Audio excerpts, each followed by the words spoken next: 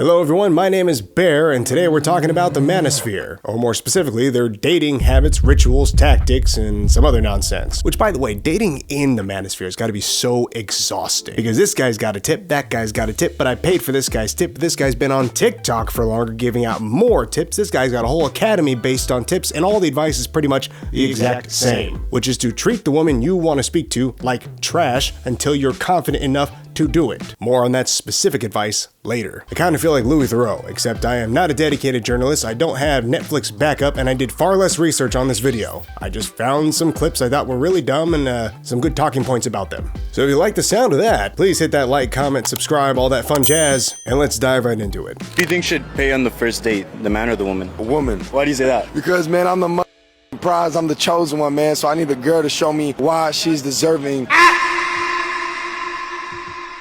Just FYI, fellas, if you have to announce that you're the prize, you're probably the participation trophy. Being the chosen one isn't something you describe yourself as in a parking lot interview like you just discovered fire.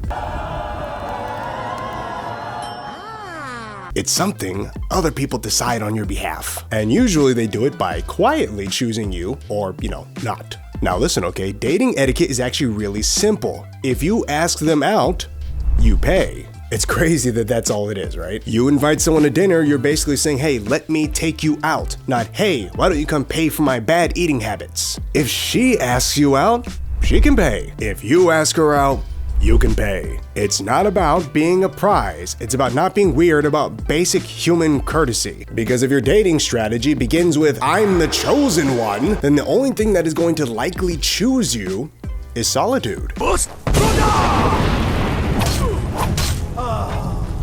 Sadly, there's men out there looking for ladies that can go 50-50. Those men, I look at them as just men by word, not real men. A relationship is 50-50.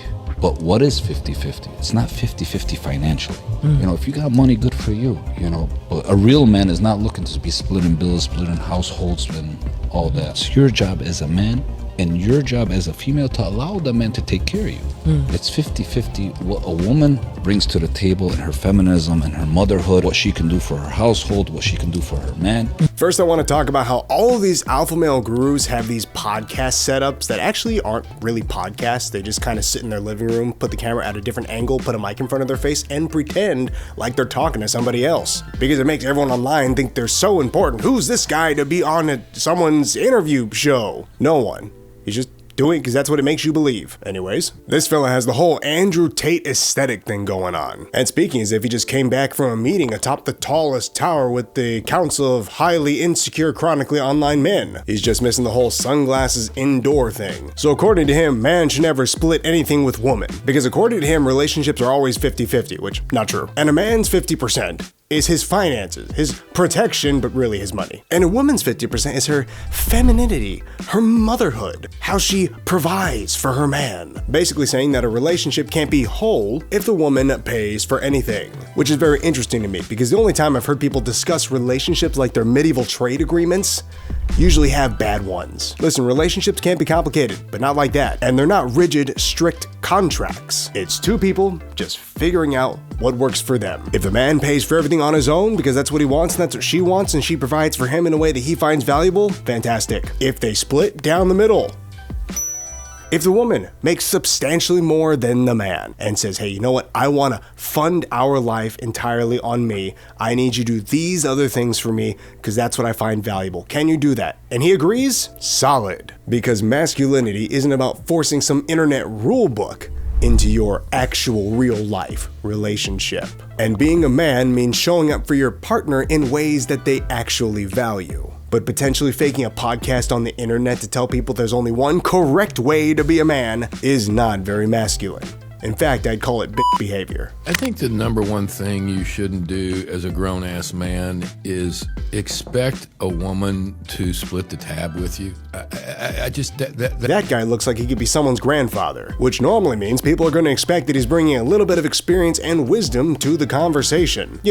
Decades of life, relationships, perspective. Instead, he opens up by saying letting a woman pay or split part of a bill with you is totally testicle-free behavior. Which, by the way, why are Manosphere guys so obsessed with who pays for the bill? Oh my god. If you have money and you invited them, you pay. If you have money and didn't invite them, let them pay. They invited you out, goddamn. And by the way, calling a very common going out to eat dinner practice a testicle-free thing is an odd way to describe it. He also asks later in that video how it makes you look as the man allowing the woman to pay for the bill. Do you know how it makes you look? Yeah, it makes you look like those adults who paid for a meal together. Oh my god. Look, we already talked about it, okay? Dating etiquette, very simple. Whoever asks the person out on the date funds the whole extravaganza.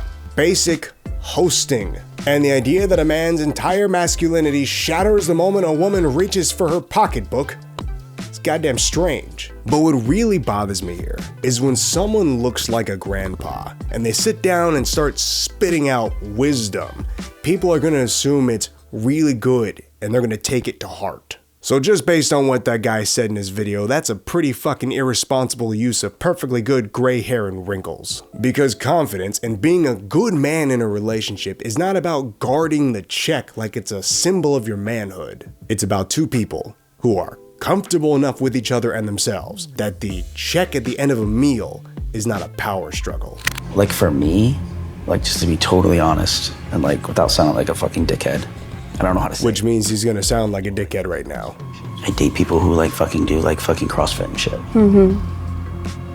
So like I'm trying to like, I don't know, somebody who like works out all the time and like has like a different type of, I don't know. A different type of like body? Say it with your chest, boy, you sound weak. Yeah, alpha. Every day, or like someone who's like working out every day. In those situations, it's hard for me to be like physically, like when we're in that moment, like into it.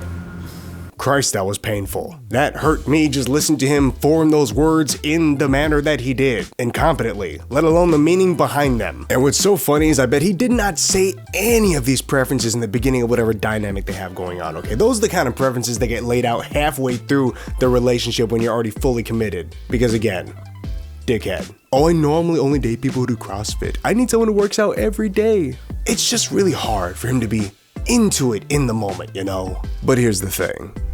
That woman looks great. She's not overweight, that's for sure. And according to the people who watch the show, she's like some kind of successful doctor. So she's not only making money, she's great at what she's doing. Meanwhile, this guy's talking about workouts and how he needs someone who does them every day while he looks like Dennis Nedry. If you don't know who that is, watch Jurassic Park. But not with your 3-year-old inside of a very large theater. Thanks, Mom.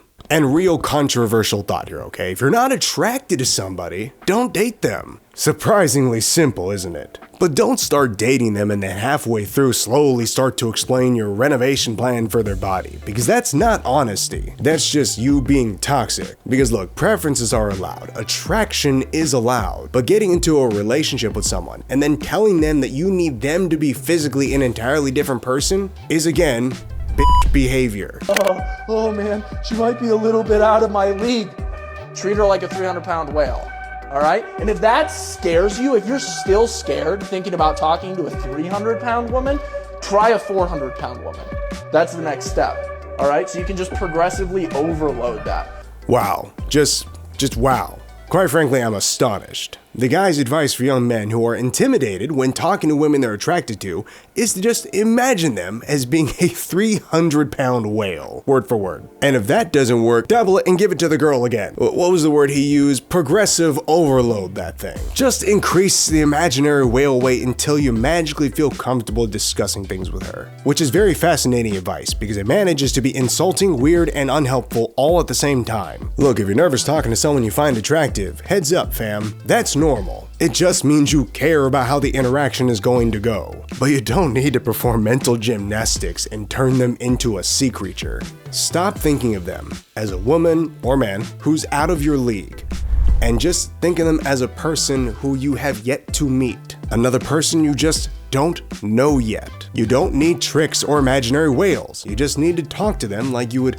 talk to anyone else in your life. Because confidence won't come by convincing yourself the other person is less valuable. It comes from realizing that you have nothing to prove in the first place. And honestly, if the only way you can have confidence in speaking to someone you're attracted to is by imagining them being morbidly obese, your problem isn't confidence. It's that the advice you received on the matter is trash. Now, this last video was done really weird, so instead of just letting the whole thing play out and then giving you my thoughts and feelings at the end of it, I'm just going to interject with my opinion whenever I see fit. Let me guess, you have a boyfriend, don't you? Oh yes, what a tactic. What a passive-aggressive manipulative statement. Ugh, let me guess, you already have a boyfriend, don't you? That shows a lot of confidence right there. Not just a, hey, can I talk to you for a minute? Or you can even hit him with the, hey, do I know you from this, that, and the other place? It's just a conversation starter, okay? But don't act weird about it. You don't? Oh, what's your name? Perfect. Claudia. Claudia. I'm Juan. Nice to meet you. Where are you from? I'm from Chicago. Chicago? Yeah. I'm actually going there in a couple weeks. Oh, really? Yeah. For what? Just for vacation? For work. This shows he travels, which signals an abundance of resources without directly bragging. And this is what I meant by the video's done weird, okay? It's not only just one guy giving insecure man vibes when he's trying to spit game at some chick, it's about another guy who pops in occasionally justifying his actions using Manosphere methodology. She doesn't know him, in theory, right? If we're playing the game we're being shown right now, okay? She's not some plant. She's just a random person in this video caught up in a conversation with this guy. Okay, she doesn't know anything about him, so him saying, I've got work in Chicago, doesn't subliminally do anything. It doesn't imply that he makes a lot of money for travel. It just means he's got work in Chicago. That's it. Most people are gonna take you at face value. What you say is what you mean and not read into it. Yeah, cool. I travel around for work. Oh, nice. What do you do? I do whatever it takes to make a buck. That's weird. That opens up for a plethora of options to be there. All we know is that he travels around for work and he does whatever it takes to make a buck. I'm sorry, if someone says that to me, my first thought is gonna be something along the lines of, oh great, you're a traveling clown escort, I love that for you. I mean, what a weird thing to say. Why not just say what you do? I don't know what his job is, but if what he does is so bad that he has to play it off like, oh, I do whatever it takes to make money. Homie, that's not a great line. You probably should quit your job if you're not that proud of it. And this is also the moment that I started to think, oh, maybe that girl is kind of a plant. Because if I heard that from somebody, I'm already immediately turned off from the conversation. Something's wrong. Okay. Nothing illegal. Cool. Thanks for clarifying, Picasso. I really appreciate that. And in case that joke was too subtle, I called him Picasso because his answers are all over the place, like one of that guy's paintings. Saying less makes you more mysterious. And just like a TV show, mystery keeps them coming back for more. No, it doesn't. It makes them more concerned about you. The honesty is what really matters. Do you understand? When you make a first impression on somebody, they're judging you on so many things, but one of the biggest things they're gonna judge you on is honesty. And while that guy's not lying, he's absolutely withholding truth. And that makes people's red flag alert just blare really loud inside their heads. But then again, he's a traveling clown escort, so I think that would make anybody kind of sign off real quick anyways. Except for the people hiring him, of course. Nice. Hang out in Chicago. Notice how he said we should hang out instead of if you want to. Yes, I did. What's your point? I mean, it definitely puts people in an awkward situation, but it's no different than if you said, would you like to hang out in Chicago? They could still say no. If they're confident enough and already certain they don't want to be around you, you trying to convince them that them going to hang out with you is a good idea or their idea is not going to fly. Again, there's just a lot of manipulative behavior going on here. But I was gonna ask for your email, you know. Okay. I wasn't gonna even ask for it. Makes it seem like it's her idea. This makes you the prize and her the chaser. Overall, 8.72 out of 10. I don't know why, but him asking for her email was kind of weird. Like, she offered him her number. He was so taken aback that his skills actually worked that he fumbled and was like, oh, phone number, I need that, but I can't let her think that I needed that or wanted that. So, I wasn't gonna ask you for your number. I wanted your email. Send me that sweet Yahoo info. It's just weird. Okay, the whole interaction was just weird. If someone came up and spoke to me in that manner, or if you just spoke to a regular person like how that guy did, do not expect them to continue communication with you. They are just saying whatever they need to say to get the hell away. All right, everyone. Well, I hope you had a great time with that not so deep dive into the Manosphere dating world. And do me a solid, comment down below telling me what your favorite piece of Manosphere dating advice is. I hope, of course, you don't believe it, but I would love to have a laugh with you in the comment section. And please just remember, the best way to ask somebody out, the best way to get a girlfriend, boyfriend, whatever, the best way to have a relationship with anybody is just to be honest. Treat them like a regular person, be honest with them, don't make it weird like that last fella did talking about how, oh, I'll do anything for $1.